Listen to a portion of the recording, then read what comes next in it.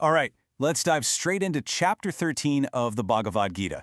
This one tackles a question that is absolutely central to, well, to everything. What is this reality we're living in, and who are we really in the middle of it all? This gets deep, so let's get right into it. So the entire chapter actually kicks off with a question. You've got Arjuna right there on the battlefield, and he turns to Krishna for what is pretty much the ultimate clarification you could ask for. Now, you have to understand, this isn't just some random query. This is a question for the ages. Arjuna is basically asking, what is the difference between the stuff of the world, my body, my thoughts, my feelings, and the part of me that's just watching it all happen? And Krishna's response is just brilliant. Instead of launching into a super complex philosophical lecture, he gives Arjuna a single powerful metaphor. And honestly, this one idea is the key to understanding the entire chapter. And there it is. This is the crucial point. Krishna sets up this fundamental split. There's the field, which is your body and everything you experience, and then there's the knower of the field. Think of it this way. There's the movie playing on the screen with all its drama and action, and then there's you, the one sitting in the theater watching it. That separation is everything. Okay, so let's really break this down, this whole idea of the field and the knower. Because if you can get your head around this simple but super profound concept, the rest of the chapter's wisdom just clicks into place. So, on one side, you've got the field. This is literally everything that can be experienced. Your body, the world around you, your thoughts, your emotions, the whole shebang. And on the other side, you've got the knower. That's the silent, steady consciousness within you that just observes. It's the core idea behind mindfulness, right? There's the experience, and then there's the awareness of the experience. So what exactly is this field? Well, it's way more than just your physical body. Krishna says it's the entire setup for how you experience life. It's the stage, it's the script, it's all the actors, it's the whole production. And check out how detailed this gets. What's so fascinating is that the field isn't just the physical stuff, like the 5 elements. It's also your ego, your intellect, and even your most personal internal feelings like desire, happiness, and sorrow. All of it, every single bit, is part of this ever-changing field that you get to observe. So if all that is the field, then who is the knower? The knower is that pure, unchanging awareness that witnesses all the chaos of the field. It's the real you just watching the thoughts and feelings go by without getting swept away. And then Krishna drops a bombshell. He reveals that he, the Supreme Lord, is the ultimate knower that exists inside of every single field. Okay, so if the goal is to understand this difference between the observer and the observed, how in the world do you get there? Well, Krishna says the path is knowledge, but his definition of knowledge is probably not what you're thinking. It has nothing to do with memorizing facts. It's all about cultivating qualities. This is just so powerful. For Krishna, real knowledge isn't about being book smart. It's about your character. It's stuff like humility, forgiveness, self-control, and devotion. It basically shows that wisdom isn't about what you know in your head.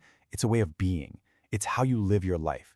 And anything other than this, he says, is just plain ignorance.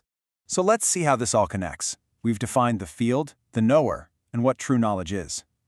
Now Krishna reveals what the ultimate object of all this knowledge is, what we're trying to understand. And that is the supreme reality itself.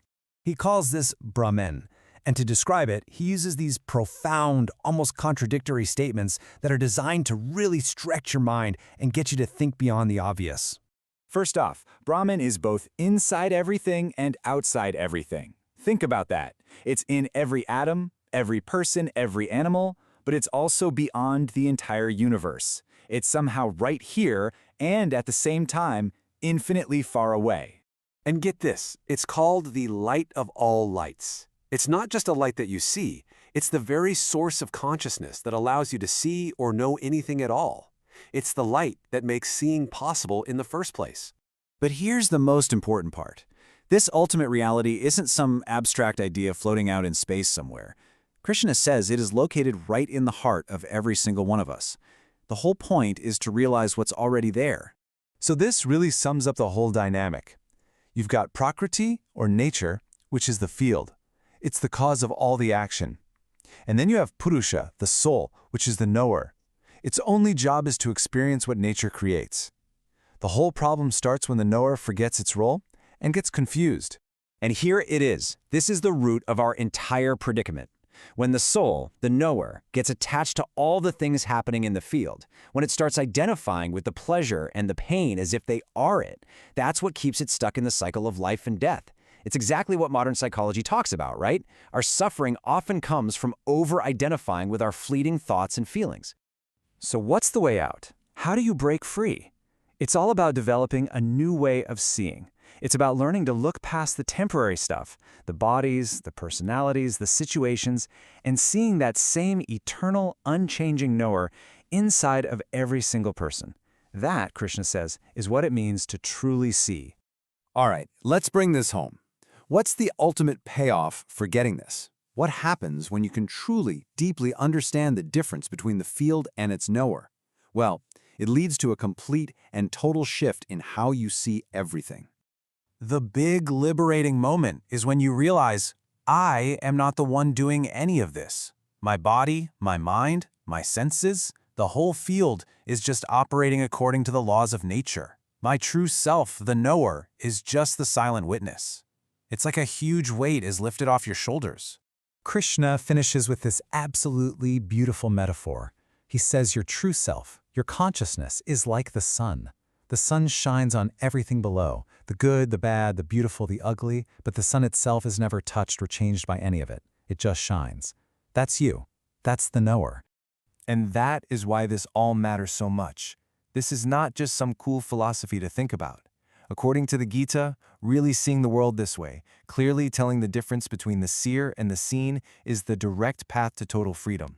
It's the way to attain the supreme. So I'll just leave you with this one question to take with you. As you go about your day, with all the noise and chaos, all the thoughts and emotions that make up your field, can you, just for a moment, feel for that silent, still knower inside? The one who's just quietly watching it all happen?